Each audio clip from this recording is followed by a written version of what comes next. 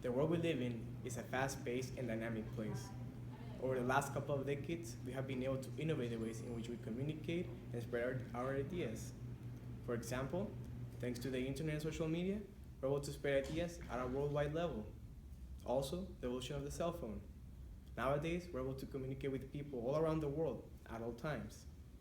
These technologies have facilitated the way in which we communicate and spread our ideas. But communication has many obstacles, which, by the end of the day, stops it from doing its intended purpose.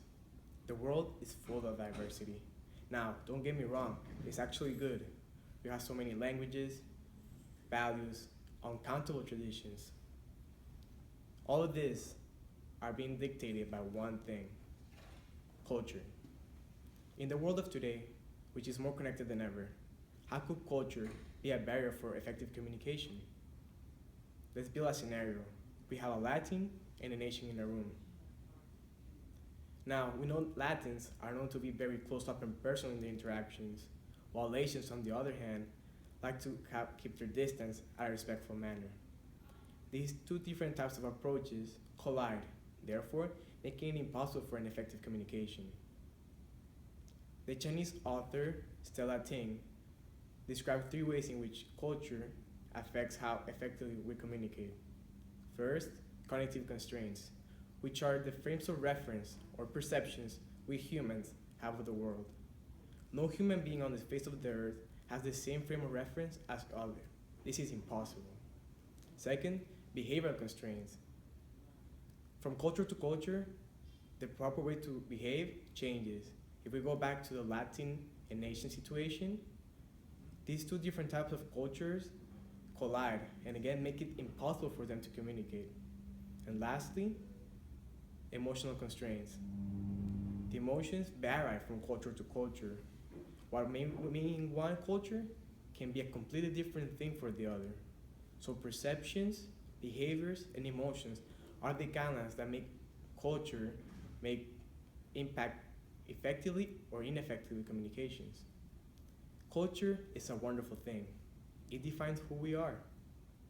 It brings people together during hard times. But it can also be very frustrating for people who are not accustomed to the culture.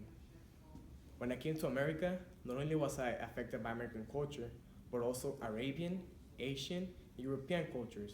In the beginning, it wasn't easy for me to communicate with them. But as time went by, I was able to understand their culture, and therefore, by the end of the day, I was able to communicate with them. Culture plays a big role in our lives, but also in the communication process. Communication is an essential part of our daily lives. Research says that the average human being meets around 80,000 people during their lifetime.